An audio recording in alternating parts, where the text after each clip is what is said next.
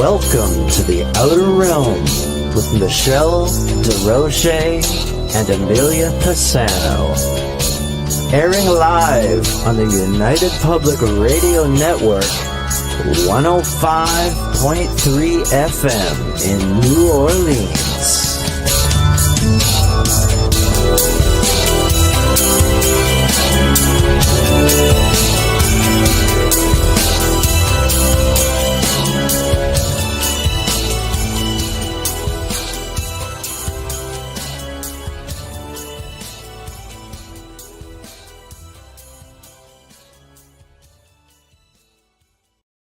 Good evening, everyone. Welcome to the Wednesday night segment of The Outer Realm. We are broadcasting live on the United Public Radio Network, 105.3 FM from the Gulf Coast, 107.7 FM from beautiful New Orleans. We are fully sponsored by the amazing people over at Folgers Coffee, who have been a part of our journey for the last several years. So thank you, Folgers. We couldn't do it without you, nor would we want to. Also, big thank you to Justin Snicker, aka Dr. Snick, the Sonic Surgeon, for the contribution of his time, his music, and his voice for the intro you just heard. He is an award-winning composer of Halloween, horror, sci-fi, and dark wave electronic music, which can be found on all of your favorite streaming platforms. I will be all right. Also, big thank you to Steve McGinnis, the artist. Oh, can I just start that over? Sorry. Anyway, the artist behind our logos here at the show, check him out on Facebook and Instagram. Also does specifically Halloween and horror genre, but does amazing commission pieces of any sort. So tonight, I've really been looking forward to this because Marilynn Hughes, who is going to be joining me, has been on before. And I like to say it's one of the early days fan favorites. And she is back to discuss, mystical theology, astral projection, divine unions, OBEs, all the stuff that we all love. I know what my people love. I do. I know it. And you're all welcome. Just going to leave that right there. Now, Marilynn, long list of credits to this amazing woman. So I'm just going to shorten it to a couple of paragraphs. Marilynn Hughes founded the Out of Body Travel Foundation in 2003. The mission, of course, is to reduce spiritual hunger worldwide. Marilynn has experienced, research, written, and taught about out-of-body travel and mysticism since 1987 and has spoken on dozens of radio and television programs to discuss her thousands of out-of-body experiences. So I want in on that. She has authored 138 books, 40 magazines, 18 CDs on out-of-body travel and comparative religious mysticism, including her seminal classic, The Mysteries of the Redemption, which is a treatise of out-of-body travel and mysticism, which was in development to become a feature film TV series, right? We're all going to watch that. I certainly would. Probably over and over. Anyway, she was featured in the documentary film The Road to Armageddon, a spiritual documentary, and in documentary film productions, The Grand Phase of the Soul, The Stairway from Earth to Heaven, How to Have an Out-of-Body Experience, and The Tao of Mysticism, the limitations into or initiations. See, I'm just really, is it Monday? Anyway, the initiations into the mysteries, the rites of passage, the prayer of the 12th hour, and at the feet of the masters. And if I had to really read all of it, I think I would just be lost in it because it's just incredible. So without further ado, let's welcome the incredible Marilynn Hughes. Hello. Hi there. Great to see you again after all this time. I know, it's wonderful. I'm so glad to see you. I have followed you and seeing what you're up to. And my gosh, what haven't you been up to is more along the lines of what I should be asking you. Guess I'm always up to something, aren't I? You are. I don't think you can settle down. 138 books. I used to sit there, I used to tease Preston Denton. I'm like, how many books are we at right now? And then I see your updated information coming, like 138 books. That's incredible. My gosh, you must just, do you do it while you're out of body? Because I can't even imagine the amount of time that goes into, especially your type of research. Like, yeah, there's a lot of research, and it does take a lot of time.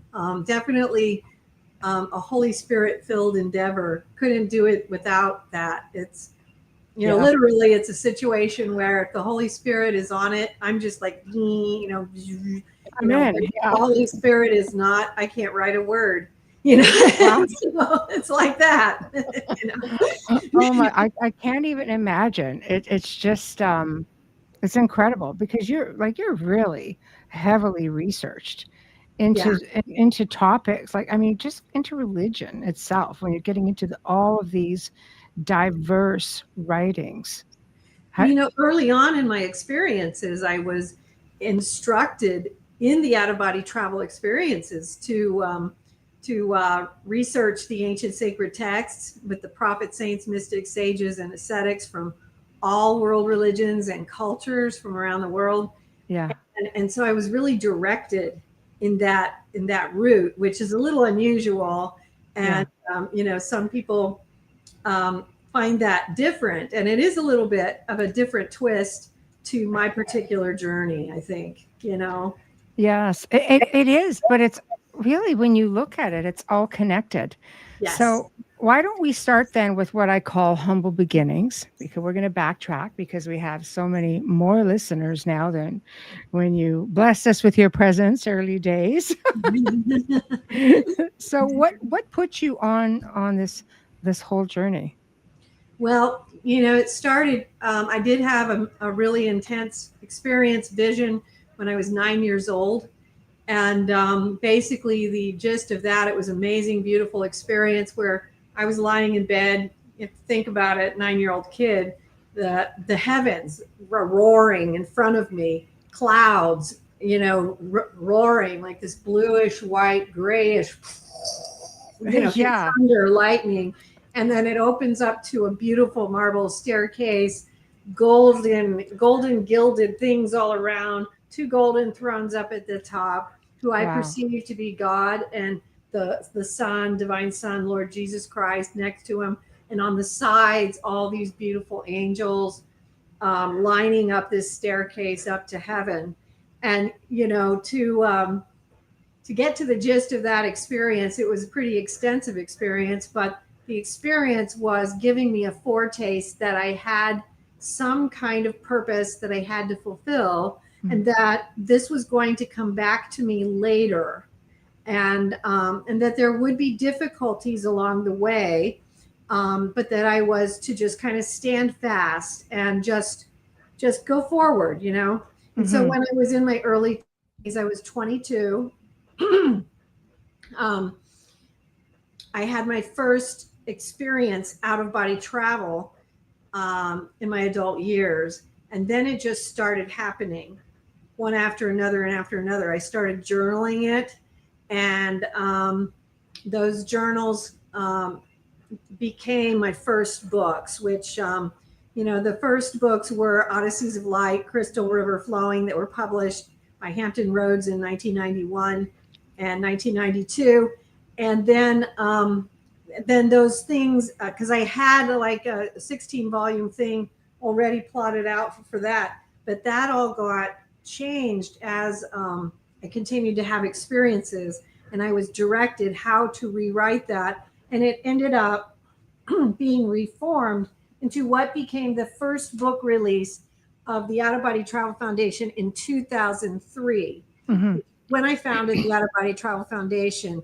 And ironically, I founded that in 2003, ironically, partly because my former publisher had encouraged me, because he said, I really think you have a unique niche here. And so it became The Mysteries of the Redemption, a treatise on out-of-body travel and mysticism. Wow. So that was the first book. And it's always still considered like the seminal classic, the one I recommend to people to read first. And it's a very extensive kind of text. And, and then it kind of continued from there, where I just continued having the experiences. I was continually directed.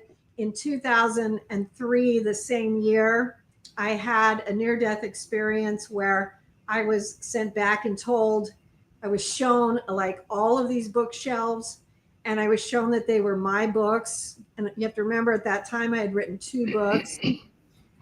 And Jesus was with me at that time. It was an extensive near-death experience I've talked about in many other interviews. He said, I'm going to make good use of you while you're still here, you know. Great, put me to work. I was overwhelmed because I was like, I was just looking at him like, I can't believe I'm going to write all that. You know what I mean? Come on. And so it just kept going like that. I started receiving, it begins in the beginning where you have these basic experiences that start with, all the basic things, like learning how to get out of your body, learning how to move through a wall or a window, how to see and hear and move around, because you have to learn how to do things a little differently, how to travel through the astral plane, how to move through these tunnels and different corridors into these other spheres of existence, moving into the 5th dimension and above, and actually knowing how to move, which comes later, into the lower spheres, the purgatorial realms, the lower realms, knowing how all these things work.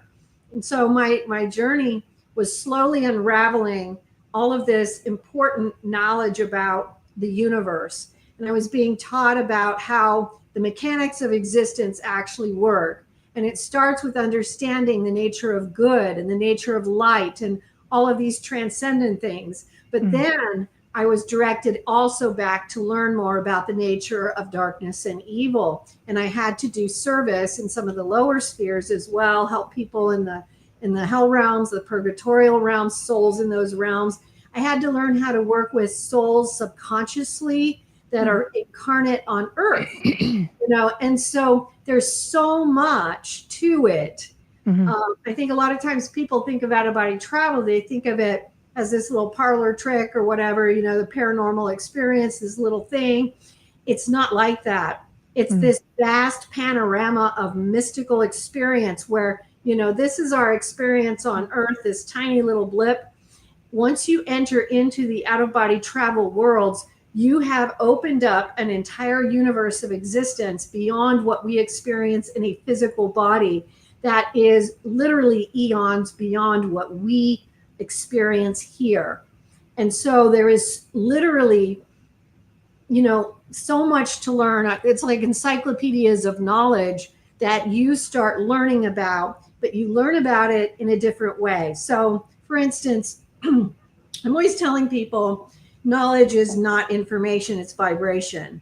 So you begin to start learning by experiencing things. You are taken to these places, they have different vibrations. And in order to progress, you have to go through these vibrational raisings. You have to learn, you have to bring these things into your physical self. And then you have to encapsulate it in your physical body. You have to process it through. You have to bring heaven to earth, so to speak.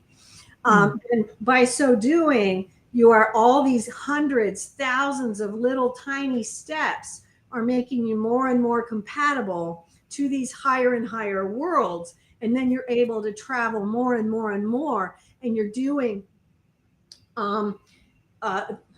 you're working with the angels, you're working with these other celestial beings, spiritual teachers, spiritual guardians, and they're teaching you all along the way. You're learning all these things, and then you're also learning to teach as well at the same time. And your energy is constantly being changed as you're going through this. And so that vibration is consistently being altered. That frequency is continually being raised up.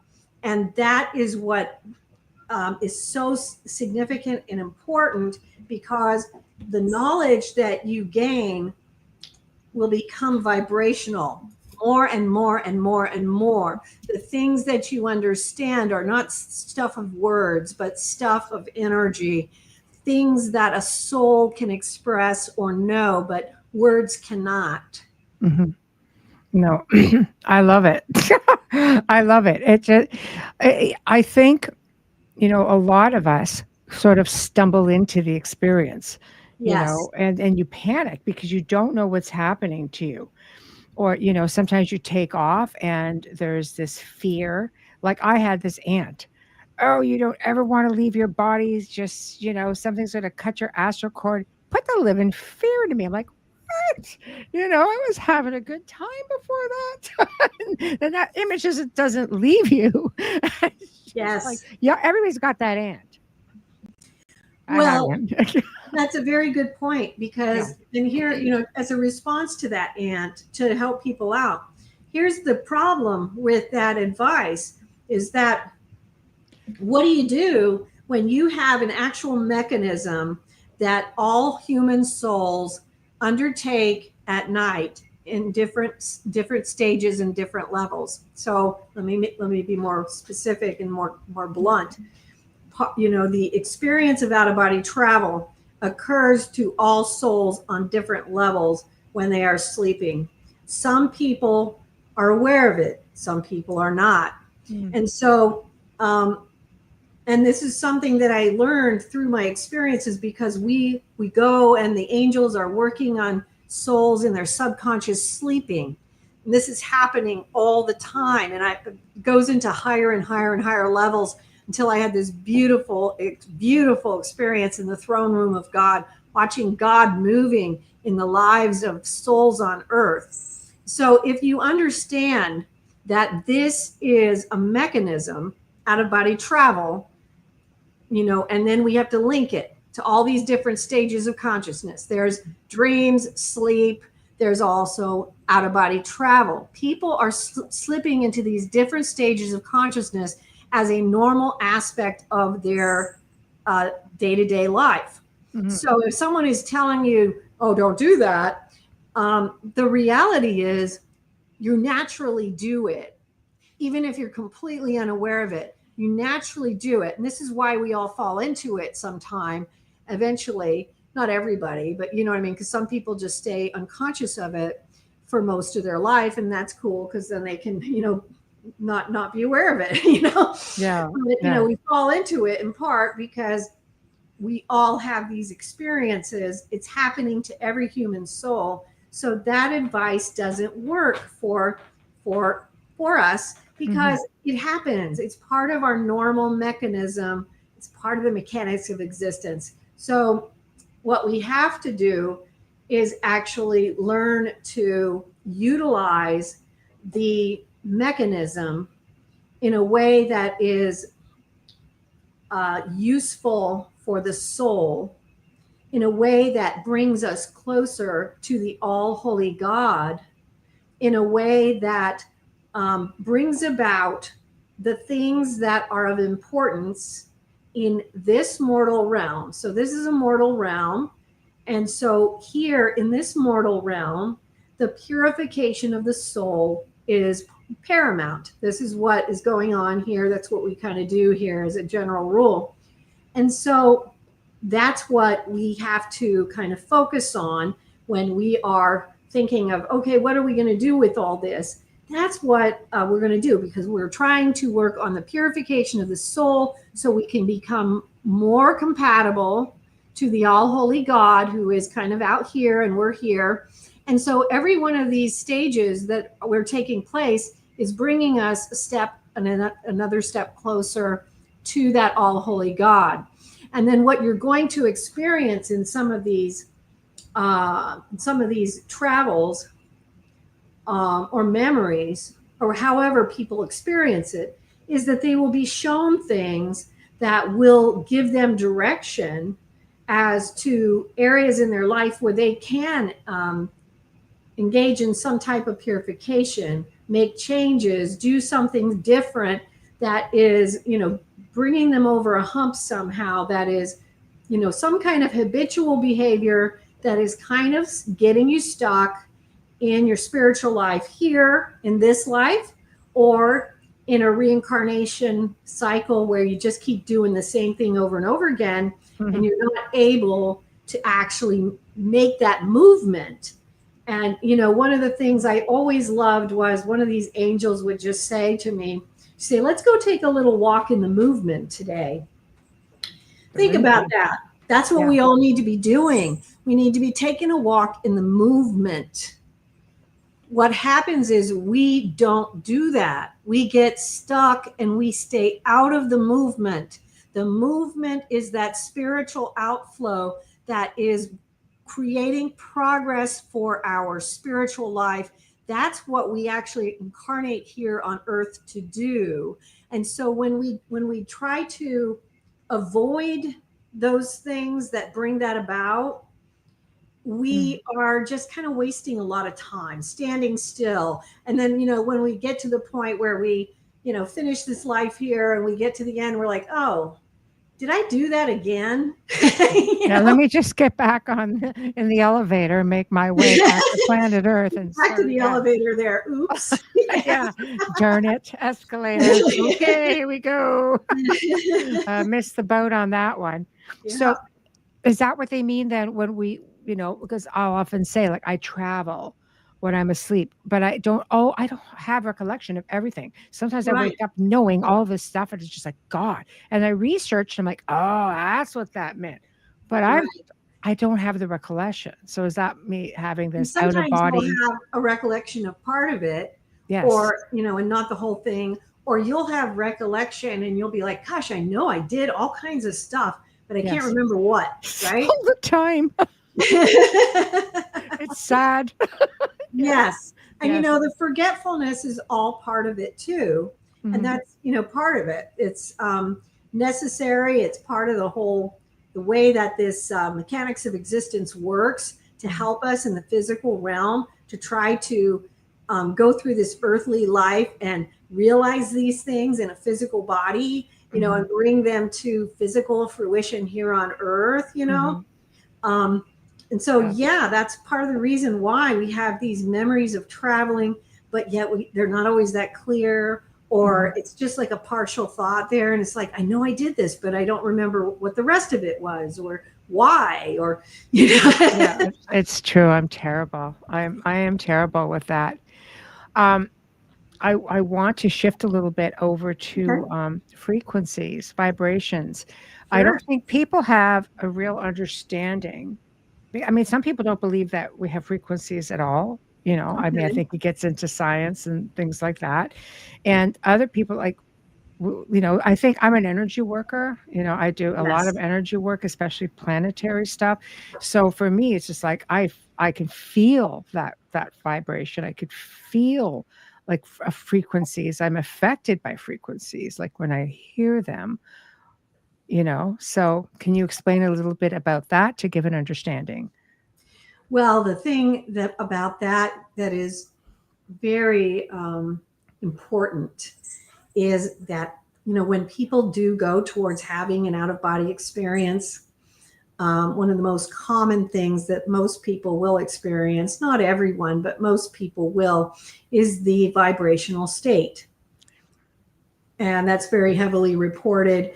And it's a very important part of the out-of-body experience. And I'll explain why. Mm-hmm. Why this happens is because your consciousness has gone deep enough that you are detaching from your physical vibration, which is lower, to your spiritual vibration, which is so much higher that all of a sudden it's like, and all of a sudden it's like, and it's like literally like you're lying all of a sudden next to a jet engine, and it's so loud, and your body is vibrating like a, I've done that when I'm awake. Yeah. And so, when you have that and you're vibrating like a jet engine, and that doesn't even qualify to even, it doesn't really even describe it correctly, but it's the best thing I can come up with. Mm-hmm. And then you go into this vibrational state. And when somebody goes into that, that's when they can say, they don't have to ask, did I have an out-of-body experience? That's when they're like, oh, I know I did. That's when you disconnected from your physical vibration to your spiritual body's vibration. Mm-hmm. And then you're able to either will yourself out, roll out, or do something like that. And then you're going to proceed to an out-of-body experience. Mm-hmm. But then what happens is, as you continue down this road, you will enter into the vibrational state, and the angels will come in and they will take you in the vibrational state, and they will rev that vibrational state up to a level where you think your head's going to explode. And it is so intense. It is so intense. And they'll do it like this. It'll be,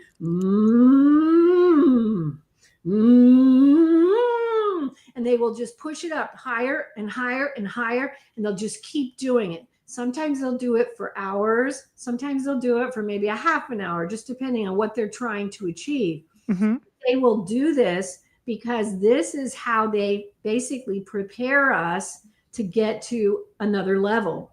So, you know, when you first start having experiences, you might be floating around the astral realm, which is basically fourth dimensional travel, which is the realm that overlaps the third dimensional travel, right? And that's a very low level realm. It's a mortal realm. There's a lot of stuff going on there, like wandering spirits, lost souls, ghosts, and just trickery and things like that. There's also nice little spirits there too. But when you're actually being taken on a spiritual quest, which you will if you have the correct intention here, you're going to be quickly guided away from the astral realm into higher realms of travel, fifth realm and above. And really it's much, much higher than the fifth realm.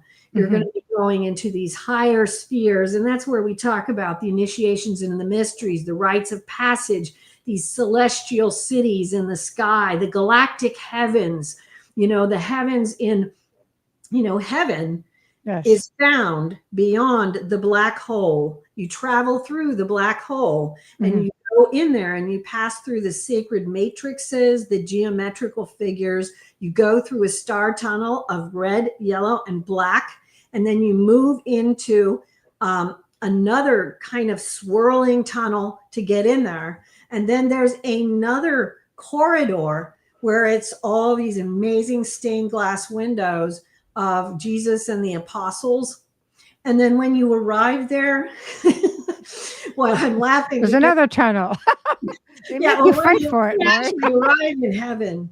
This is what's really cool, because heaven is our home, right? You know, so it feels very homey, you know, and so you're just like chilling, you know, I'm chilling, I'm in heaven, this is cool. Yeah. You know?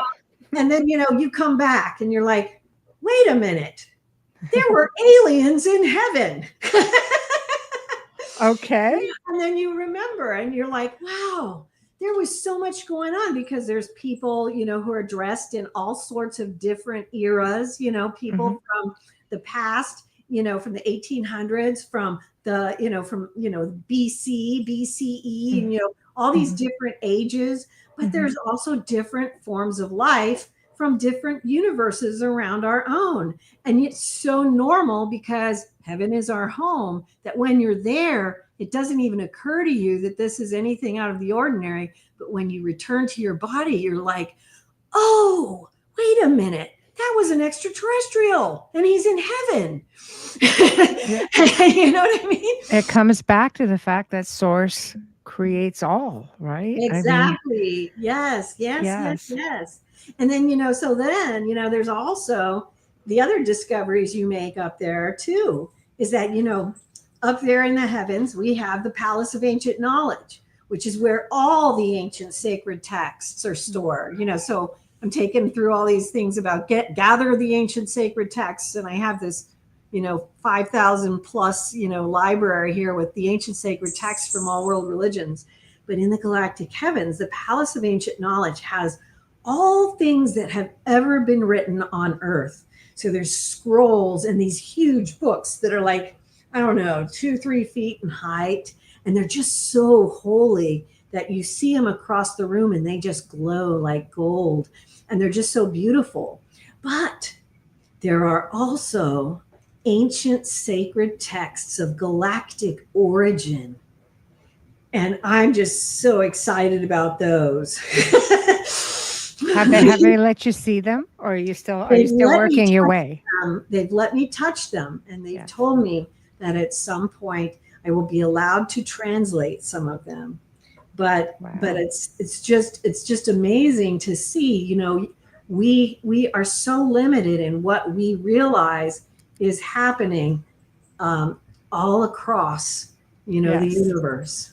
Yes. It's so much more. And so out-of-body travel is really, it's a tool that actually opens up this grand spiritual journey that allows God and his emissaries to literally awaken us and take us home. And what we find is that it's easier when we allow God and his emissaries to guide it, and we kind of get out of the way and we surrender to what they want to do, they want to show us, because everything that they have to show us is so much better than anything that we could think up. So, you hear a lot of people always saying, well, I should set an intention, shouldn't I? And I'm like, no, don't do that. You'll come up with some lame idea. Just wing it. Yeah. Let God tell you, because God's got some really cool things that you could never think of. That's I have a couple of questions. Sure. Cindy on X. Hello, Cindy. Welcome. Thanks for joining us. Who says, when we talk in our sleep, is that part of astral travel, or is there no speaking, all telepathic, do you think? Well, most of in the astral experience, when you're speaking to other beings and spirits, it's primarily telepathic. But that doesn't mean that when you're talking in your sleep, you can't be having an experience where you're talking or trying to talk to another being in an experience of some kind. Because our general nature is to speak. And so we will do that. But when you're out there and you're meeting with a spiritual teacher, a guardian, or a guardian angel, or any number of type of beings out there, even ghosts, lost souls, whatever. Well, and sometimes with ghosts, they might be more likely to enunciate things because they're earthboundish type souls. But generally, things are communicated through thought. And you'll see that a great deal as well with the extraterrestrials, because the extraterrestrials, even in their embodiment states, often have this they have that psychic transference, and they do that even when they're embodied. So they will do that, but it's very much the way things are communicated in that state. But that does not take away from the fact that you can be doing that, and it can be part of an astral or out-of-body experience. I've apparently spoken in Aramaic, had an entire conversation. Oh, that's awesome. Oh, my friend comes, he looks at me, goes, I'm like, why did you record it? He was talking down the hall, and he's like, why didn't you record it? I really didn't think about it. I didn't want to lose the moment. What the hell? I would have liked to have had that translated, but yeah. It was an entire conversation that went on. Apparently, like, I was annoyed, which is not like out of the norm for me. It's just like, oh, of course I was. Anyway, next question. Marilyn, do you think the true Egyptians were onto this? Oh, I think so. Yes. The Egyptian mystery schools were actually doing this in their temples. Ironically, in the initiations into the mysteries, I was taken into a lot of Egyptian mysteries. And, oh, you're very welcome, Cindy. I was taken into a lot of the Egyptian mysteries. And one of the things I was taken to repeatedly was the Hall of Records, which was below the Sphinx, and also another Hall of Records, which is underneath the Great Pyramid. And you'll see that I wrote about, there's some interesting things revealed about those things when you're undergoing the initiations and the rites of passage. So yes, the Egyptians were definitely very much aware of this. And you can even see that just from reading the ancient sacred texts, where it's revealed very skillfully. But definitely when you go into the initiations and rites, the Egyptian mysteries are a big part of it that comes in, Ironically, what you'll see though in those initiations and rites is that a whole lot of different angles will come in. So you'll have the Egyptian mysteries, the Native American mysteries, the religious mysteries from all of these different religions and faiths. And it's fascinating because the mystery of, remember, the mystery of these religions, and that means, let's go back to the mystery of the prophets that they were founded upon is deep, you know. And so that means you think about people like Zarathustra, you think about Hermes, you think about Thoth, you think about trying to remember them all. Obviously Christ and Buddha and Krishna, all those ones. Those who would be looked at as the masters. Oh, yes, yes, definitely. One of the things that we put together, one of the films we put together was called At the Feet of the Masters. We went through a lot of these amazing masters, but I also wrote a book called Near-Death and Out-of-Body Experiences of the Prophets, Saints, Mystics, Sages, and Ascetics in World Religions, because we forget that a lot of these world religions were founded on great out-of-body travel experiences. Yes. You know, amazing revelations given to people in out-of-body travel experiences. And so that's ancient knowledge. Right? I think those are the things that you're taught. It would have been taught in the mystery schools, but I think people who are just very connected to source as well would have naturally been able to do it. Just like I think children can naturally do it. I had a son that just went like nobody's business. And one time, I guess it was one time when he just had a hard landing and he goes, I don't ever want to do that again.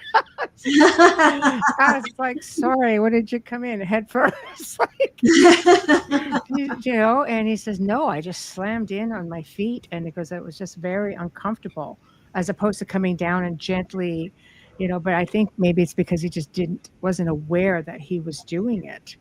Well, and one thing that he can do, because, you know, I remember I had, like in the very beginning, I think it was my second experience, or maybe it was my first, where I was really afraid and scared and terrified.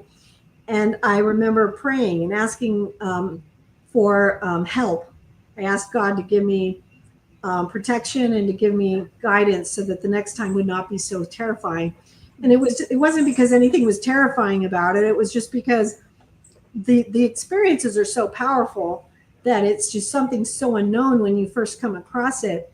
It kind of blows your mind a little bit, and you wonder if you're going to die. You wonder all these things. What's going on? You know. Mm-hmm. And the next time, as a result of asking for that, I had 3 angels on each side of me that gently took me out and guided me the whole way and made it so very peaceful and calm. And so, don't ever forget, you know, to ask for help and assistance. You know, when things go wrong or whatever, because things will go wrong. And there are also things that you're going to experience and see that are going to be difficult, you know, because one of the things we do learn about spiritual warfare. And, you know, we put out a two film documentary on spiritual warfare, on preparation and combat that we have, because it is such a big thing in understanding really the mechanism of out-of-body travel and the whole concept of our spirituality.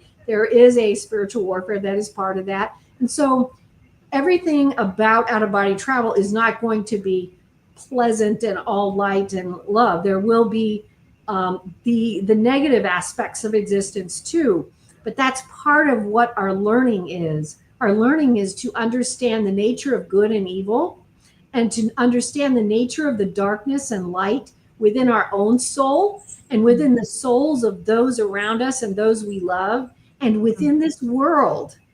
And then by understanding it, we become more capable of transmuting it as the angels, the guardians, the teachers that are sent to us are helping us to do it.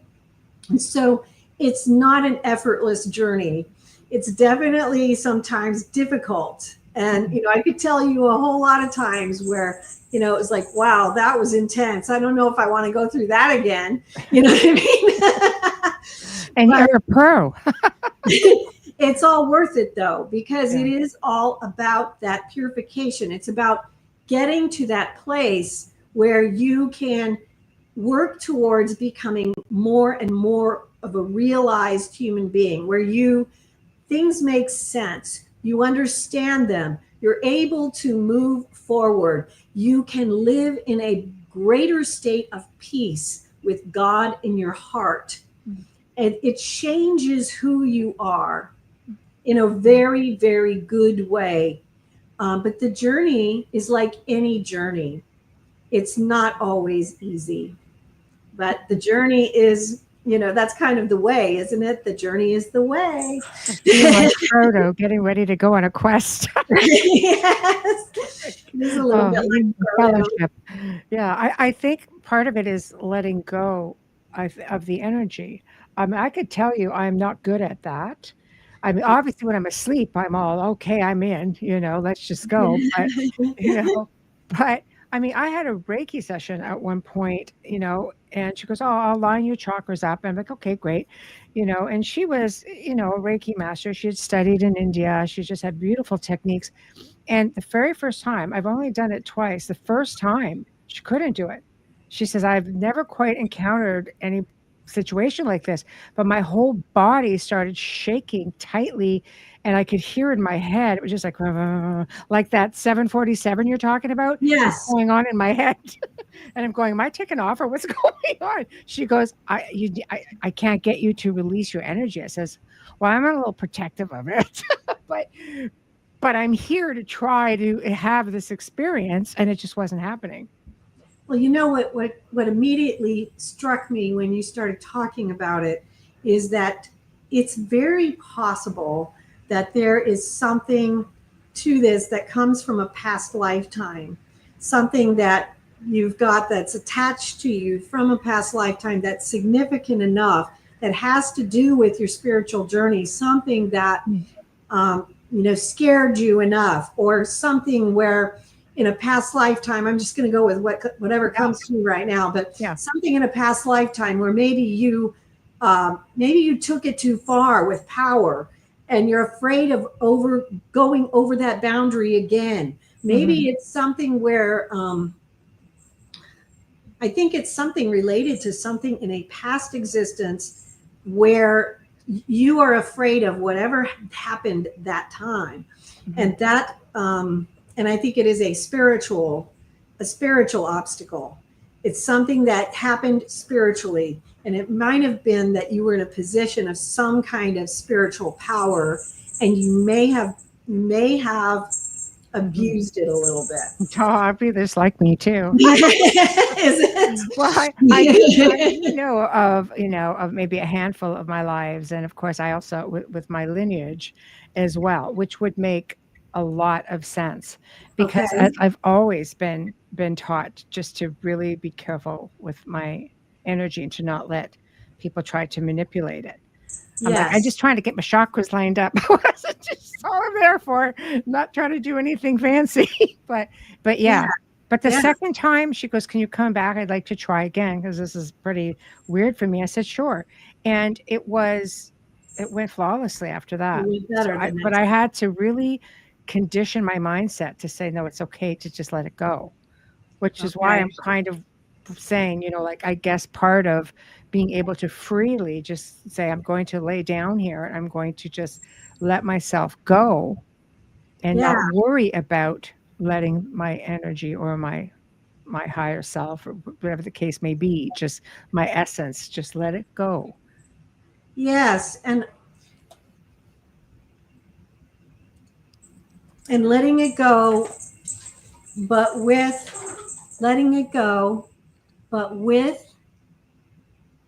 the proper protections of God in place. Because I do feel that fear that you have, and I think that fear has something to do with my aunt. That's your astral cord. You're not going back to your body. Well, and to be fair as well, your aunt isn't completely incorrect. There are things that do happen in these out-of-body experiences, and there are people who shouldn't practice it. So for instance, anybody who's ever been exorcised, who's been under the care of a priest and been under exorcism, should never practice this or pursue this. They should just not do that. People who have had trouble with deliverance in the past, who have had difficulties, let's say someone who had a really serious situation with a really, really haunted house, they should probably not do this. They need a lot more protection. Well, so yeah, that I was going to say, because I spent 2 decades helping people in those situations. Right. Yeah. So there are I slip situations. over, I need to be very cautious. Point that out. Yeah. Yes. And there are people who, and I used to do that a little bit, but that was a long, long time ago for me. But I did it a little bit. And there are cases, as I'm sure you're aware of, where people who have done that have had serious difficulties. Things have happened to them. And so these are things that, we don't want to tell people that, oh, no, nothing ever happens, because it does, And, well, like I find also with people, for example, with, let's say, autism, Down syndrome, I find them very, very advanced, psychically speaking, and they bring things back with them. It's similar to, I think, people who have, worked, like I said, I've worked in a field where I've helped people get rid of malevolent things, and things, it's always a concern, is something Right. going to slip through that door. Right. Absolutely. And that may also be part of the fear that you have. And it is absolutely a legitimate fear. And so part of the process, I think, for you is acknowledging that that's a legitimate fear. You have legitimate experience in your background. Your aunt was expressing to you something from her own experience, which is probably a legitimate fear. And there's nothing wrong with her expressing that. And lots of people's aunts have probably expressed things, which are legitimate. And a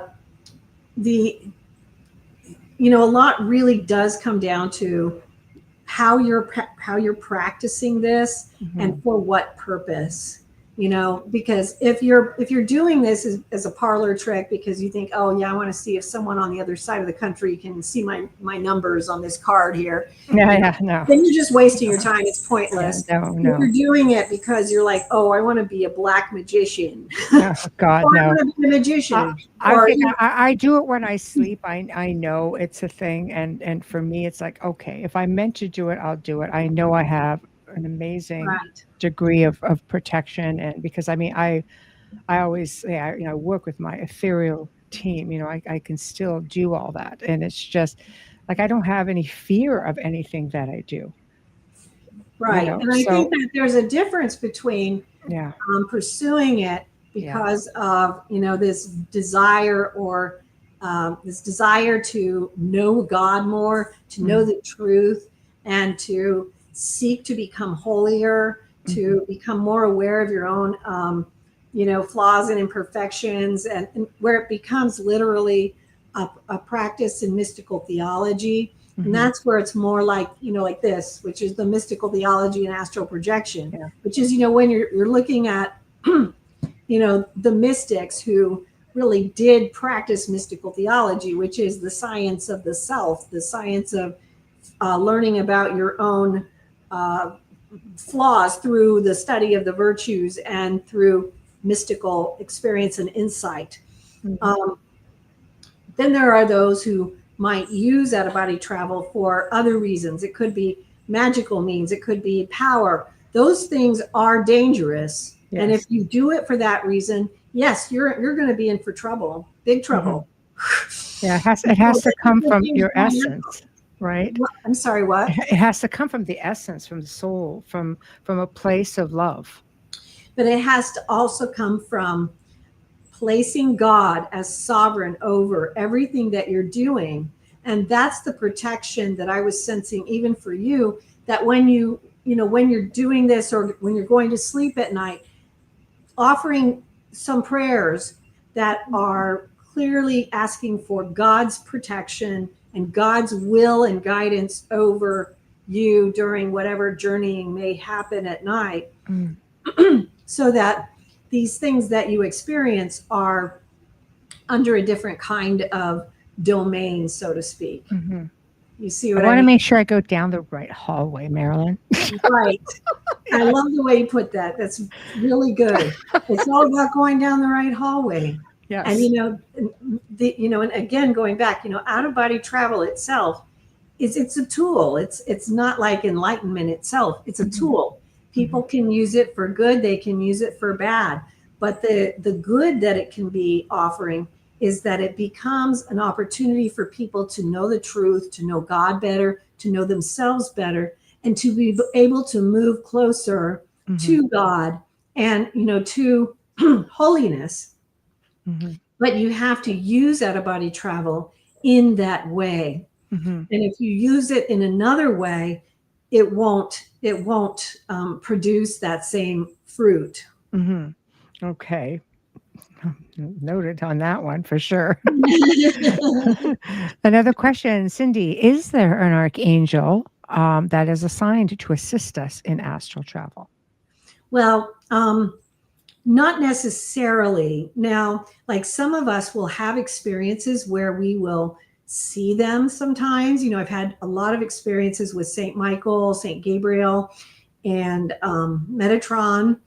I'm trying to remember but anyway, a lot of people have seen St. Michael, and they might see him once in a while, but St. Michael is very, very powerful.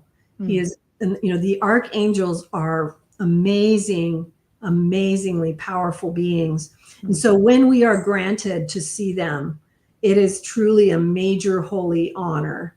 And so it's not generally something that most of us will receive, like just as a regular, like every day they're there. Oftentimes we all have a guardian angel, and oftentimes we will be assigned even teams of angels. Like I have these teams of angels that help me, and a lot of people have that depending on what their vocation in life is and what God wants them to do. But the archangels are just so spectacular. And I've written about the experiences that I've had with them. I did a painting of St. Michael the way I saw him in one of my visions, but just amazing. And I've seen them in, a few different ways, and they're just spectacular. So I wouldn't look at it as something that they're there with you all the time. But you can always pray to them and ask for their help, because they do intercede. And I've definitely been in spiritual battles where I've called for Archangel Michael and he has come. Most of the time when you're in spiritual warfare and you're actually doing battle with the demonic, yes. Jesus, the name Jesus is the most powerful thing. And boy, it does that. The demons can't handle that. Try to say Christ crucified to a demon and their skin is going to literally burn. And so, one of the things I learned early on was the power of the name of Jesus Christ in spiritual warfare. And so you have, the power of the Holy Mother, Jesus Christ, St. Michael. But I even had a couple of experiences that were really, really cool where the Buddha came and even Zarathustra. And Zarathustra came and battled for me, and it was really cool. Yeah. See, there's perks to doing what you're doing. But going back to the archangels, there are some people, I won't name names because I know that some of the people that I'm thinking of that have very, very holy callings in life and who are much greater than I, who do probably have the protection of St. Michael on a pretty constant basis. But those are very rare, unique, very holy souls. So that might be unusual. But I do know the archangels will come when you call them. They do. And so, there's the St. Michael prayer, which people can look up and pray. St. Michael, defend us in battle, be our defense against the wickedness and the snares of the devil. May God rebuke him, we humbly pray. And do thou, St. Michael, I can't remember the rest right off the top of my head. It's terrible. No pressure. You can look it up and pray that prayer to St. Michael.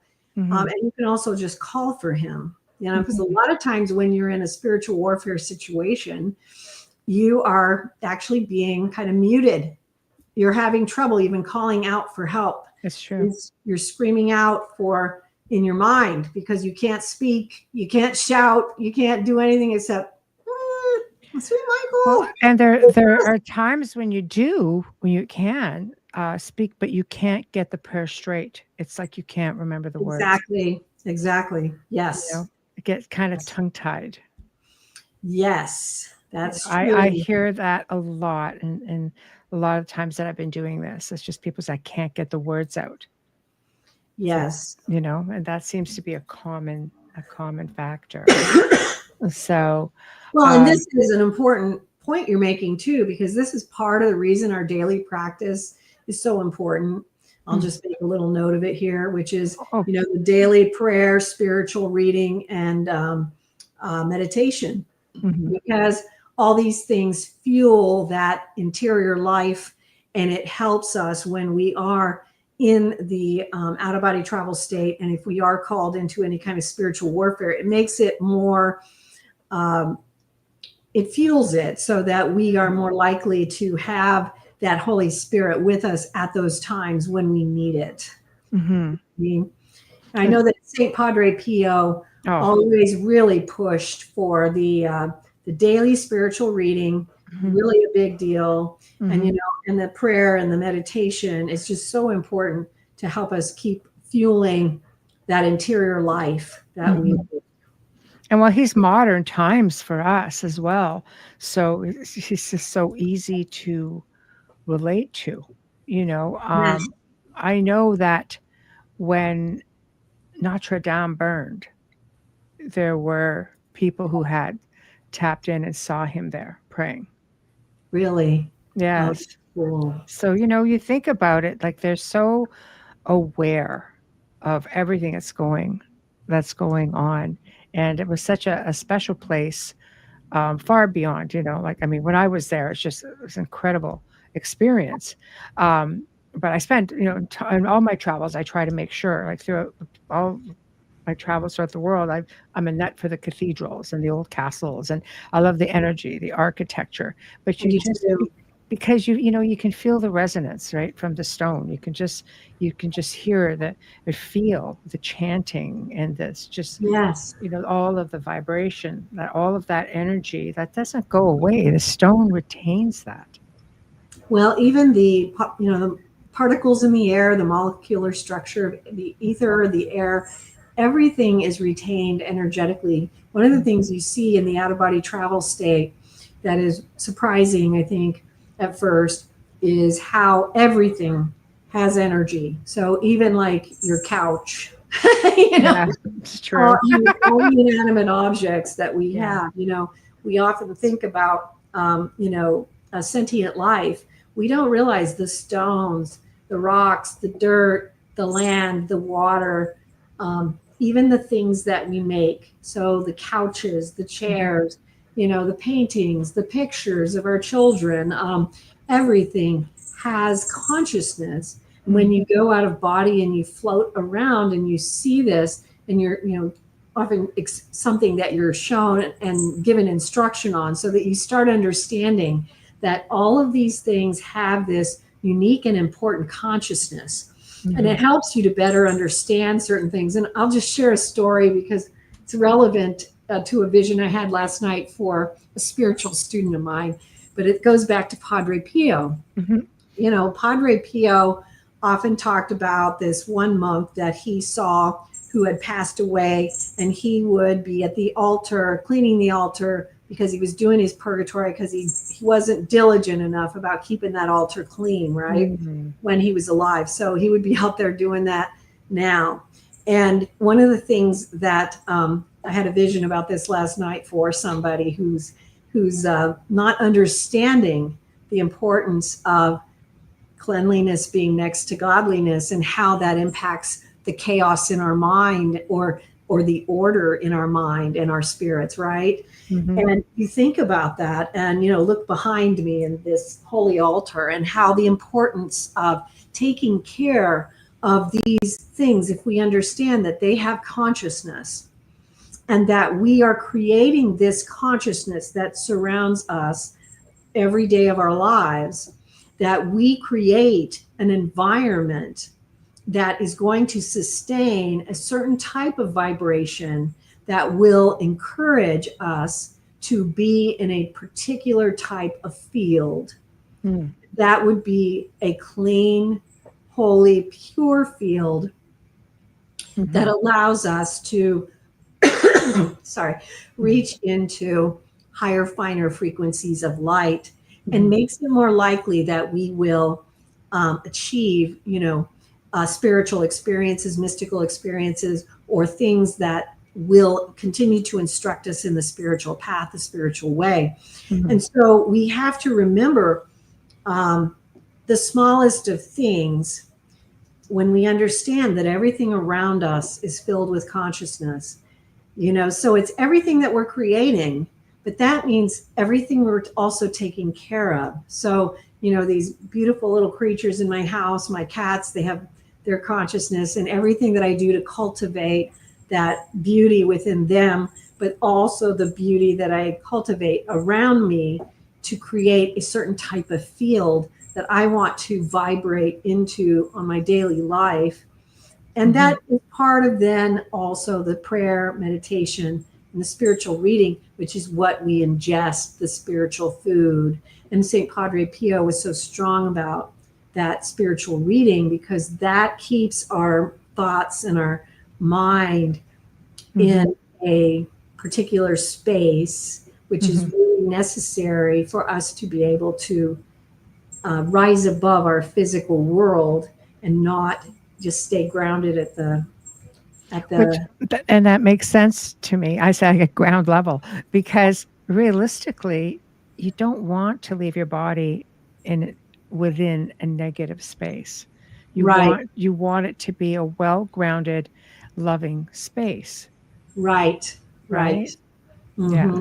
Because do you think that's why there are the powers that be out there, and you have these other entities, living and ethereal alike, that keep things negative, fear-based. So we're always living within this fear state, which goes into the collective consciousness, because I've worked with the collective consciousness of just putting in this, bombarding it with positive energy and light and words. And every day I put up positive words to the consciousness. Just, I have tested the theory so many times, like with really obscure words, and then you just see it coming up and people saying it. I'm like, see, it works. So, but on the flip side of that, you have those who are the anger. Yes, absolutely. You're working in the field of being, the field of collective consciousness, and that's exactly what it does. It's either going towards the negative or the positive, and what we put into it has meaning. Yes.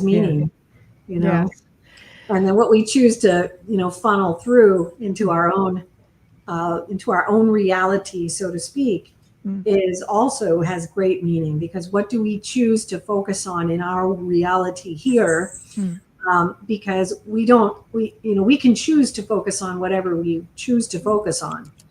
We can focus on the negativity, or we can choose to be in a different type of space.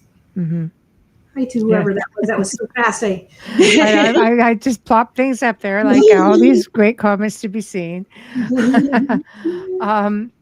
If you factor in the ancients, they definitely had an idea of how this worked. They could create power spots, or they would build monuments on power spots. They would live around power spots. Our indigenous people throughout the world, they had an understanding that, through oral history. Yes. And why do you think we have? I mean, they've been doing this for hundreds of thousands of years. Why can't we just seem to pick this up with ease? I think it's because we have, I guess, just to be blunt, I think we've become a little bit arrogant. Ooh. And we have, Ouch. We've fallen away from some of the simplicity of the past. It's very easy, actually, to to see how we've actually embraced a lot of noise since, the internet came along, ironically. You remember how things were before the internet? Oh, And gosh. Yes. and Yes. how different it was, in terms of Yes. it was easier to find a way to embrace the silence, to create places that were completely quiet. And then, now, especially when you think of the younger people who have not had that experience, so they don't remember it like we do. And we're like, oh, I know how to do that. I used to do that all the time. I can do that. You know what I mean? They don't have that. This is the way that their life has always been. And so we have this arrogance of, when I speak of arrogance about it, I'm talking about how we think we're smarter than the ancient people. We think that we have all this scientific knowledge, and therefore, and a lot of times too, this scientific knowledge is used to debunk the collective mystical experience of humankind, and to debunk the experience of the ancients, which is, something that's been around forever and is very much a part of all the traditions of the world, no matter which part of the world they were from, and at times where no one in those parts of the world could have communicated with one another. One of the things that anthropologists had discussed before was how it was fascinating in terms of Stone Age religions, and how shamanism erupted in every part of the world. And the practices were almost identical, even though none of these people had any contact with one another. And the only answer to that is that they were touching into the same spiritual world. And so we've lost this humility, which allows us to accept that science doesn't explain everything. And science is actually, if you look at the scientific method, it's not set up to explain non-physical reality. It's set up to explain physical reality. So we need mystics to help us to understand non-physical reality. And that's why we bring together the prophets, saints, mystics, sages, and ascetics from all periods of time in the world and from every single culture and faith. And we put them all together. And then all of a sudden we have this amazing mass of knowledge and wisdom, because you bring them together and it's like the diamond that we know as God, which is, so let me try to make that more clear. So every one of those mystics or prophets or saints or, little desert monk. Yeah. The guy on the hill. Yeah. God was speaking to each one of them in his own way. And each one of them received their particular piece of the diamond that we know is God. And so every one of those facets comes together with this amazing tradition of the ancient sacred texts. And so every one of these things that we learn about, it's like, this is how we get to know God better. It's like, if you want to get to know somebody, you get to know their friends, right? So reading the ancient sacred text is like that. It's like saying, I want to get to know God, so I'm going to get to know his friends. And that means I'm going to read all these ancient sacred texts from all these people that have spoken to God throughout the years, the ages, the centuries, from every religion, every culture, and every cult.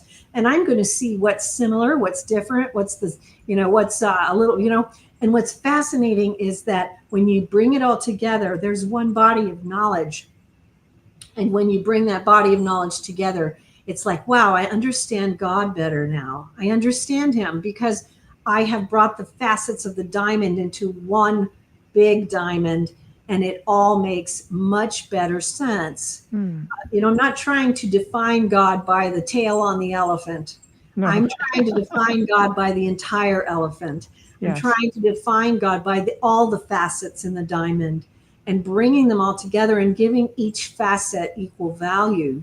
And that's so important, because we forget that, well, it's equally important that God spoke to, St. Anthony in the desert, and that he spoke to St. Catherine of Siena, and that he spoke to, the Aborigines in the ancient Australia, and all of the amazing, prophets of the Native American tribes, and also all of these really cool things in the Pahlavi texts of ancient Zoroastrianism, and like your one viewer, the amazing texts that we have from Egyptology. I love those, and they're fascinating. Mm-hmm. And then we have so many more. We have so much more. Hinduism, Buddhism. We have the Sri Guru Granth Sahib, which was written by Guru Nanak and some of the other 10, the Sikh masters. Mm-hmm. And then we just have this wealth of knowledge from people who have spoken to God. Mm-hmm. Mm-hmm. But what happens is this, where the arrogance comes in. We have modern day people, modern day thinkers who say, no, they didn't speak to God. And so everything that they did, their entire life's work, is totally irrelevant. And then we sweep it aside. Mm-hmm. And that's what I mean by arrogance. When I say we become arrogant, we won't even look at it. And that's when, we cannot see. That's academia, right? That's not spiritualism. If we look, we cannot see. Mm-hmm. Yes. Yeah. It is very difficult. It is very difficult. I think there are those, in this world that have access to a lot of the ancient knowledge that the common people do not have. I think that, I had Christian Miller on yesterday, just brilliant man. And he's like, he said there was so much that because only, wealthy people, elite people going back, way, way, way back, who could read and write, whereas the common person couldn't. So when they leave the area, whether it be through cataclysm or it just be through relocation, a lot of that information goes with them. Therefore, so much is probably still hidden in private libraries and such throughout the world that we will never have access to. So there's probably so much more out there that we'll never know. But, with that being said, there's also the arrogance, I believe, of those who think that they can maybe just keep people from tapping in to things like having out-of-body experiences, tapping into being able to just open up their mind's eye. We have like entire satellite systems over us with grids of energy and frequencies and things going on all the time. Do you feel, because you have so many people that will come to you through your foundation, do you feel that there is people struggling because of this? I think that you'd be surprised how many people I hear from who are really seeking and finding a lot. I think that what people struggle with is being labeled as a kook or as that they're crazy to have the experiences or to believe in the experiences. Mm-hmm. And I think that's where the arrogance really comes in. It's like, okay, it's easy to just dismiss people or to dismiss an entire, body of work because it's mystical in nature. And that's actually, ironically, that's bad scientific work as well. It's terrible scholarship and it's bad scientific study. Mm-hmm. We have so much, and just in my own house, and this is just the stuff that we do have, thousands and thousands of texts that we do have that are available to people if they want. And, for people who are interested in kind of just even getting a culmination of it, I've written a lot of books on, world religions and mystical theology and mysticism and all that. And you can get a general idea of, the comparison of the different religious traditions and things, a lot of books there. And by the way, everything on the website you can download for free, and it's at outofbodytravel.org. So you can download whatever you want, have a good time with it, and you can always send me questions if you're having trouble finding what you're looking for. But there's a lot there that really helps, like a lot of people to, sift through the, not have to do the 40 years of wandering through the texts like I did, and just to get the information from it. Mm-hmm. A couple of books that you can take a look at is like The Forgotten Mystics, Lesser Known Out-of-Body Experiences, that one, and The Near-Death and Out-of-Body Experiences of the Prophets, Saints, Mystics, and Sages. Those are good ones to kind of just get an overview of that. But I think that it's just bad scholarship. It's bad science. This is evidence. This is evidence of the unseen world, just like near-death experiences and the thousands and thousands and thousands of people who are having them is evidence of life after death and also of mysticism as well.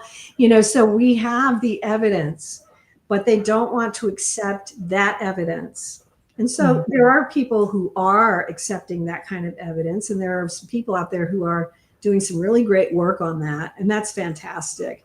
But there are a lot of people just in the mainstream who think that it's that they can't do this with any other field of study, but with mysticism or out-of-body travel, they feel that they can just categorically just say, oh, that's just for crazy people. And it's like, no, you can't. No, there is a huge body of knowledge, and this is evidence. This is evidence of mysticism. Has nothing to do with me, has nothing to do with you. This has to do with all these thousands of mystics that have lived for the last 5,000 to 10,000 years. In the case of the Rig Veda, 40,000 years ago. But we have some, we have literally thousands and thousands of testimonies, and from every age, every culture across the world, and in every religion and every place. That's evidence. And so there's no lack of evidence. There's no lack of information out there. It's right there, right in front of us.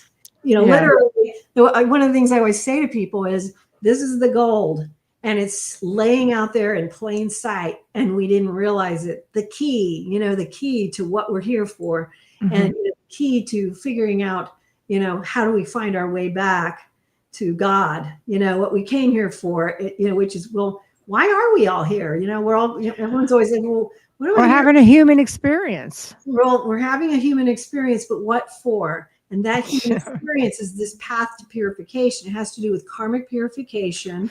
We're in a mortal realm. It has to do with the recognition of the good and evil within ourselves, within the people we love around us, within the world around us, and learning about how to purify that within ourselves, and understanding it within the world around us, and then transforming that, and then transmuting it into something higher. And then when we are able to do that to a certain degree, then we will be able to graduate to the next level of evolution upon our death here, rather than just continuing to circle into reincarnation after reincarnation and do the same thing over and over again.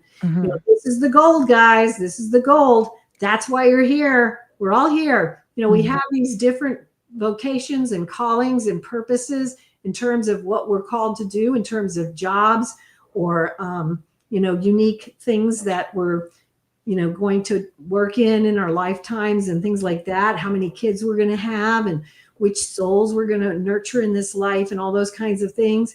But the bottom line is, if you're incarnate here on earth or in any mortal realm, that's why karmic purification, a path of purification, you've got to identify those things in your life that are against the light and love of God, that things, the darknesses that you may not even realize, the habitual behaviors that hold you back. You have to see if you can start moving, transforming, and overcoming some things, and move closer and closer towards the light. That's tough for some people. This is a good question. Is the soul trap real? Well, if you can tell me what that means, I will be happy to answer it. Okay. So essentially, it's a line of research that's going on. It's a theory that's going on. You know how we get so conditioned to hearing, to fearing the darkness, and to always gravitate to the light, And part of those theories are because there are, especially if you get into like Gnosticism, they are the archons and so on, that we just keep getting recycled back here, which is why so many souls struggle even to be able to have an out-of-body experience. just this whole recycling process where you automatically, whether you want to reincarnate or not, end up right back in the pool. So, and then the conditioning, it's, all the conditioning that's attached to it, because I've never feared the darkness. Obviously, like, there are many theories with that. So what are your thoughts on it? Okay, so let me make sure I understand this. Yeah. So the idea being that you automatically, When you die, just reincarnate without any. well, yeah, like the soul trap is just sort of like, I guess, going down the wrong hallway because you're just sort of duped into coming back. Like they don't let you go into your potential, I guess, where you're supposed to go, because you'll hear some, some spirits, if you communicate, you say, oh no, like they do go towards the darkness because of all, like my uncle, for instance. I said, is it everything you thought it would be? And he goes, it's more, it's better. He goes, there's so many little lights, there's so many lights everywhere. It's just like being among the stars. Like, oh, I've never quite heard that one before. Okay, and so I'm sorry, I'm not following how that works with the soul trap. The soul trap is essentially being forced back into reincarnation and not making it to the real spiritual realm or heaven that we're supposed to go to. Okay. All right. So I would say in the very literal sense, yes. I don't think soul trap is real. Okay. But what people might be getting at is there's a lot of things that happen. So like, we do have things like lost souls. We have wandering spirits, and these kinds of things. Lost souls are people who, a lot of times it's people who died suddenly, who didn't believe in life after death, who got confused and or, might have been a really fast or like an explosion happened and they don't even realize that they're dead sometimes. Yeah. And sometimes it has to do with their belief systems, and it might even have to do with things that, things in their life where they get kind of stuck. Wandering spirits can be spirits who are more sometimes purgatorial souls that are doing some kind of purgatory on earth, and souls that are doing some of them can be souls that are wandering around of their own kind of because they choose to, and they're being allowed to for a time, because that's not allowed for, there is a universal divine will that oversees everything. And that's why the soul trap is not a real thing. Mm-hmm. So what happens is when people go and see, part of the thing is, one of the things that I was called to do was work with souls who are coming and going. So I work with a lot of people on their afterlife journeys. And the afterlife journey is not some random thing where people are like, oh no, I got picked up and sent somewhere over here and it was the wrong place. Yeah. It's not like that. It's very, very eternally directed, where everything is so clearly set by what you are compatible to.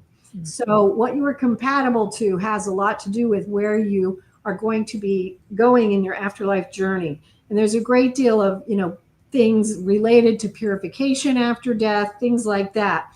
But there's nothing like that where there's a big mistake, a big cosmic mistake, and someone is just sent back and forth over and over again for no, like in a loop. Yeah. No. That is not, this is a loving universe that is about education and teaching and souls progressing and having the opportunity for progression. And this is a universe where the moment a soul calls out for help, God sends it in a less than a split second, and you can see this. I could see this in my own experiences, but you can see this even in near-death experiences where people talk about having gone to hell or to other dark places, and the moment they either pray or call to God for help, how fast did it happen? Less than a split second. Okay. Yes, that's true. So keep that in mind, because I don't want people to be afraid here. God does not do that. That is not what God does. That doesn't mean that there aren't lower realms, but that's a big subject, but no, people are not put into a soul trap. Reincarnation is a much more well thought out process. And if you want to understand reincarnation, I actually have a really good recommendation. The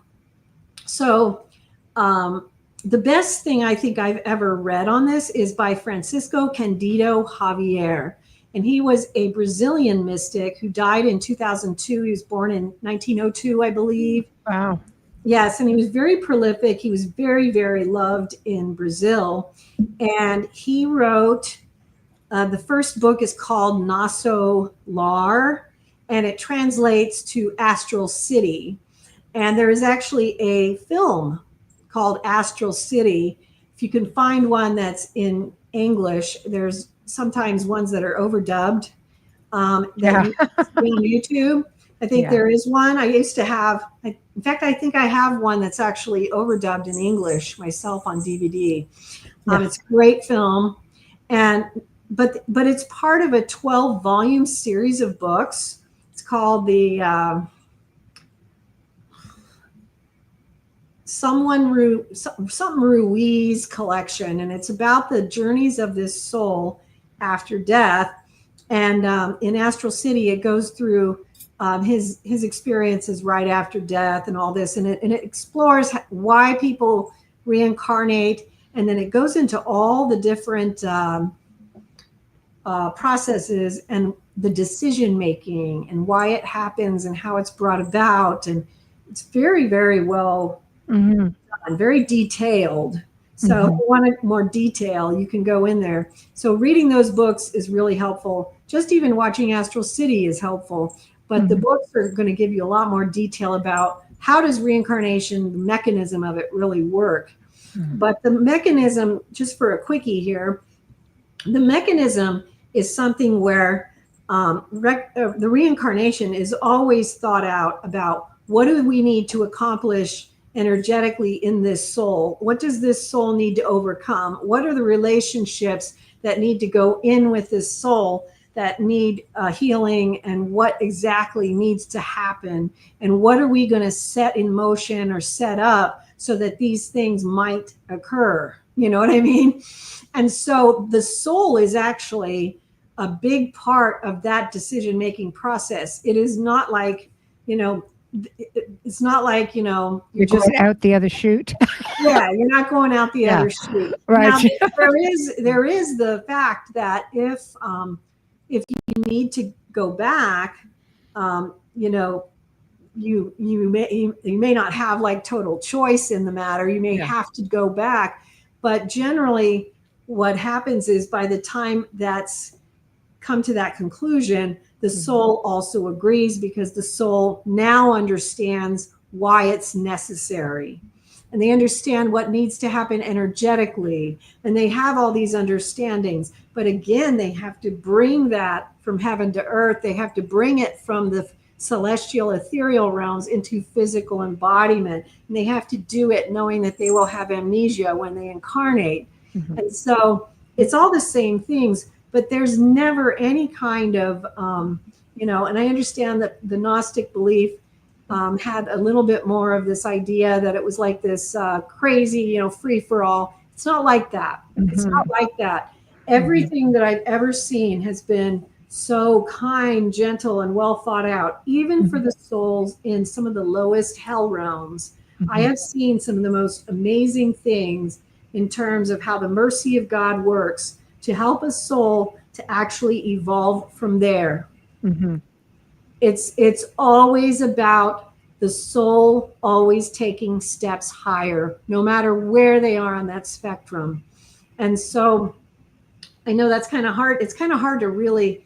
No, it doesn't. When they say that we decide, because there is that, that theory that something we decide, what we want to do when we come back, along with your soul circle or your soul family, your tribe. People have many different, and probably the way terminology. I should is just to say that at least my experience is that this soul trap would not be the way that it would happen.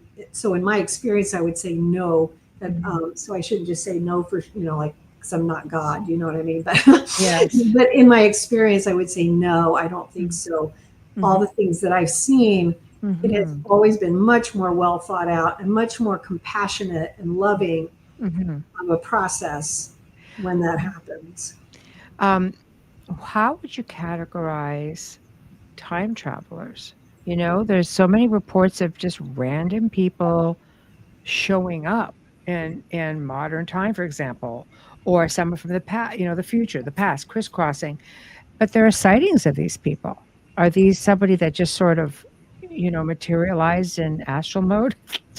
Well, I mean, I guess I'd say a couple things. One is that, you know, I've had experiences where I'm taken into different time frames myself. And so I know that that can happen in the out of body experience for sure. So that can definitely happen. So that can be, but I also would have to say, it's probably, you know, something that it would have to be, each situation is entirely different. And I don't think that I know enough about like where they're coming from and all that. And they probably have all kinds of really cool things that they tell us that I don't know about. Hopefully they do, but you know, there could be some that have nefarious. There's a curiosity. Yeah. But you know, I know like in my own experience with out-of-body travel, definitely you can do that. I've been taken backwards in time, I've been taken forwards in time. And so, you know, when you enter into the out-of-body travel state, you're often taken into what's called timelessness. And so all time is now.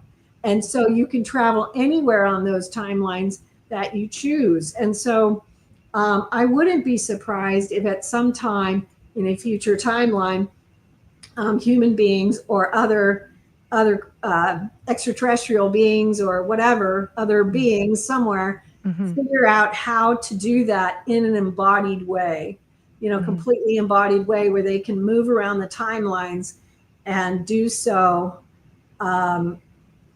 in the way that people are reporting that.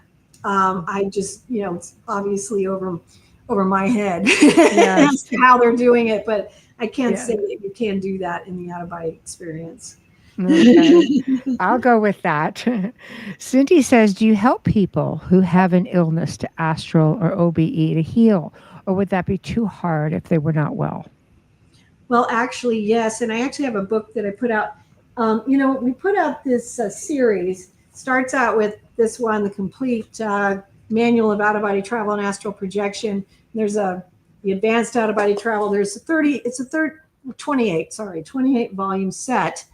And Mystical Theology and Astral Projection is one of them. But there's 28 volumes in this series, and one of them is on out-of-body travel healing.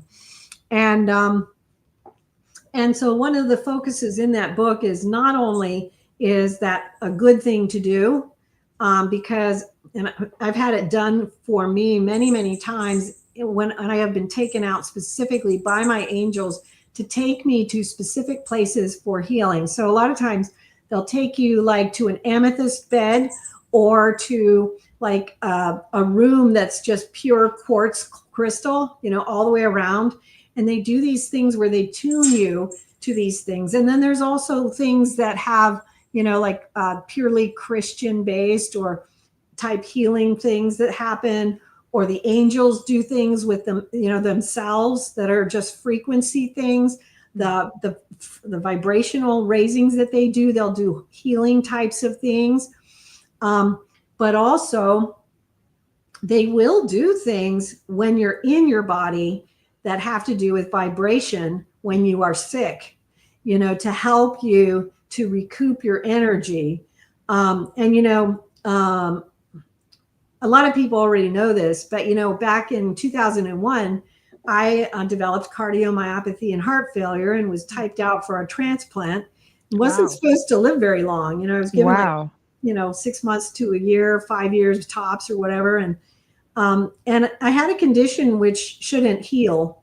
And in 2015, it did heal. And there's a long story behind it, including the near-death experience I had in 2003 with Jesus, where we had some interesting conversations. But I received a lot of healing, and I have no doubt that it was a gift from God. And even one of my cardiologists has said, I don't know if you realize that that just doesn't happen just by taking medications alone. What happened to you is not normal. And he said, I just wanted you to realize that. I wanted you to know that that's, you got a gift from that. That was a gift. And I said, I told him I appreciated him telling me that, because a lot of times in the medical field, doctors are afraid to say so when something happens of a nature like that, because they don't want to get, dragged into that stuff. And, but there are cases once in a while where a doctor will remind me and he'll say, I saw this and this should not have happened. I had another doctor who said the same thing. She was a Catholic doctor, and she looked at my medical records because my priest wanted to, look at submitting it as a miracle. And she said, this is a miracle without doubt. And so my definite answer to this is absolutely, you can receive all kinds of things through vibration, through frequency, and through all these interesting things that some of which, you never know what it's going to be. Sometimes it's sound, sound therapy was huge back in the day. Oh yeah. Yeah. And you'll be taken out of your body into these, like the spheres, and you'll go and you'll be flying through there, flying through the heavens, listening to the music of the spheres. And it's like the most beautiful music you've ever heard. And it's extremely healing. I've heard it in real time. Yeah. Yeah. And so you'll hear that and you'll come back. And so it's like the music. Sometimes it's that vibration. Sometimes it's the crystal cave things that they take you to, where they lay you down, and sometimes they'll put you on these crystal, they're like rectangular boards. And oftentimes it's like a quartz crystal rectangular. It's like a examining table, but it's a crystal quartz table. And then the angels will be all around you, like 3 on each side, and they will do this energy stuff. Sometimes they'll put different types of stones on different chakras. And, I'm Catholic, so I understand how crazy this sounds, and that, gets me into trouble when I say these things, but they do happen with your chakras. You know what I mean? Yeah. And then they also do things with crucifixes and with holy water and things like that as well. But the reality is, on the other side, there is power in certain types of stones. And it doesn't mean I'm telling people go wear stones everywhere, because I'm not. I'm just saying that it's from the planet. It works. Yeah, it's definitely something that God created, and it does have a transmitting power, and it's used in these experiences to help with healing. And it's mostly what I've experienced. Mostly would be the amethyst and the quartz.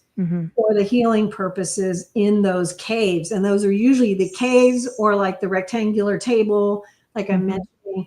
And then there's these other ones that I don't know what they are, but they'll put them on your specific chakras, And but then it's also the light, sound, and the frequency, which is all about what the angels are doing. And then they do stuff when you're in your body too. And that's important to remember for people who are sick, that you don't necessarily have to be out of your body, because they will do stuff when you're in your body. No, absolutely. When I say, I'm a believer, absolutely. When my mother was passing, before I even knew she was going to pass, for 2 straight weeks, I was hearing all kinds of different music, anywhere from chanting, Viking music, indigenous, angel choirs, Gregorian chants, name it. Whether I was asleep or awake, I would hear it constantly. And it went on until literally the day she passed, and everything stopped. And oddly enough, a friend of hers who was very gifted had talked to her on the phone before she passed, and she said, "Don't you know the angels are singing for you?" And I'm like, freaking A, they are.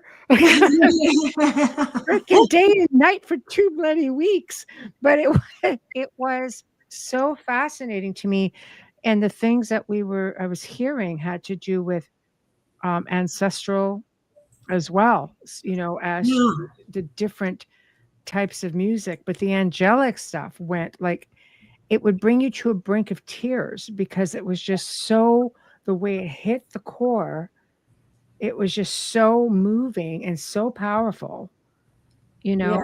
to just, and you're just hearing it coming out of nowhere. I'm just like, what the heck, At first I'm like, oh God, I'm awake, but I mean, I'm falling asleep at the same time. So then it kicked up and I was just hearing them while my waking hours. I'm driving and it's going on and on. I'm here, it's going on and on.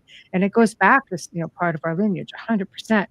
But it was incredible to have that experience. And since her passing, I think I may have heard it twice, and it's been now a year and a half. Yeah, that's beautiful. And a lot of times people too will smell fragrance. Smell roses, they'll smell other beautiful aromatic fragrances. Yes. And I wrote a couple books about those things. Let me see if I have them here. Yeah. Yeah, I wrote the fragrance of the mystical rose. And, fragrance mysticism, because it's actually a thing where mm-hmm. where part of the way that we bring ourselves to part of the way that we shrink that whole space between us and these higher spheres is by fragrance. So mm-hmm. utilizing fragrance, we shrink that space, so we're making those smells that are common to these higher spheres, and that kind of helps us to shrink that space between us. And so we do smell things too. Yes. And a lot of times you'll hear that reported around, the saints and whatever, but yes. You also hear that just around regular people mm-hmm. Who will have, like in a situation like a parent is passing or someone is passing who might have led a saintly life or a good life, and all of a sudden you're smelling something aromatic and fragrant, mm-hmm. and it has something, and it has to do with them, mm-hmm. And mm-hmm. so all these things are related to that whole idea of mysticism. They're all part of it. They're all part of it. It's definitely a deep. The knowledge runs really deep. If you know what to look for, amazingly, as deep of a rabbit hole as it is, it makes its way to you with such ease. Yes. If you know, to recognize the synchronicities and just recognize the language of the universe. It's in the stars. Yes. It's in the signs. It's in the incredible things have happened. It's in your dreams. It's in your messages. It's just in visitations. It delivers. One of the things I love that what you're saying there, because to me that is like one of the best definitions of mystical language I've heard. Because a lot of times, there he's calling it spirit language. There you go. Yes. And I always call it mystical language, and it's like you read things like the Dialogues of St. Catherine of Siena, or you can read even, the writings of Guru Nanak, or the writings of the ancient rabbis, the Kabbalistic rabbis, or the Sufis. They all have this mystical language that they share, even though they're different traditions, mm-hmm. Hindus, Buddhists, Jews, everything. Mm-hmm. It all comes together, Egyptian, mm-hmm. all of it. And this mystical language is something that if we can learn to understand it and to speak it and all of that, it actually, it transcends and takes us into these higher worlds. And one of the things that I've had to learn recently is that it doesn't come to everybody naturally. And I always thought it was just, but because I'm a mystic, it came to me naturally. But I'm learning now that to other people, it's not always natural. And so it's something that we have to cultivate so that people can come off that ground level and start learning the way that she put it, which was beautiful. A mystical language. It's the language of the stars, the language of the trees, the birds, the air, the language of the sea. It is how all creation speaks. and I'm getting totally slammed with energy. Mm-hmm. And that's what mystical language is. And that's how the mystics spoke to one another. Mm-hmm. And that's how they speak in the ancient sacred texts. And the mystics understand the mystics. And each one of us has that ability to learn that language. Mm-hmm. But it does take some cultivation. And so it's okay if you don't, automatically just pick it up. It doesn't come like automatically to everybody. Sometimes it takes cultivation and time because of our different gifts that we have. Mm-hmm. Yes. Wow, it's hard to believe we're already at the top of the hour. Where did the time go? My gosh. So you will be coming back, of course, and I'll get you some dates on that because I just really want to continue where we left off. So in the meantime, I'm going to put up your website again. I have put it up in the feed. Where can people find you aside from this, and what do you have coming up? And Well, definitely come to us at outofbodytravel.org. We have another new website at astralprojection.co, where we have this fantastic course of study, which will help you to start learning how to read, how to read and learn mystical knowledge. That's for sure. And it's really free and everything. And we also have a really nice YouTube channel. And of course, we have a Mirror Rumble site. So whichever one you're most comfortable with, please join all of those things and subscribe and like our videos. And, you can download all our books for free. You can watch all our films for free. And so just let us know whatever it is. If you're having trouble finding anything, we're on Instagram, we're on Facebook. And so follow us all those places and let me know if you're having trouble finding anything. I'll lead you there. Well, I certainly am going to go find you on Rumble because we are also there. And I think it's a great platform. It's picking up speed.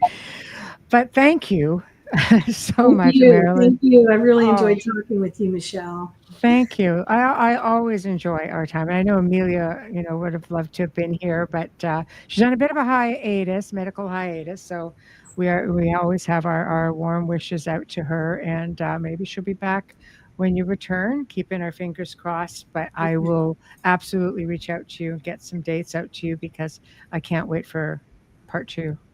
Me neither. Sounds awesome. Thank you. It's like connecting with an old friend. And I love that. Yes, thank you. That's how I feel. It's just like pick up where we left off, like you weren't even gone for all this time. So we're going to pick right back up also. So everybody in chat room, thank you all for joining us. And thanks to everybody out there who is listening. And guys, tomorrow night, we welcome Rowan Bow, all the way from Australia. She's going to be talking about her book, The Travelers, An Experience Guide to Extraterrestrial Disclosure. She is just awesome. I've just been having such a blast communicating with her. But anyway, you have been listening to The Outer Realm with myself, Michelle Desrochers, my special guest, Marilynn Hughes. We've been broadcasting on the United Public Radio Network, UFO Paranormal Radio Network, 105.3, 107.7 FM from New Orleans. And big thank you to Steve McGinnis, to Folgers, to Justin Snicker. We appreciate you all so very much, and we shall see you tomorrow evening. Good night, everyone.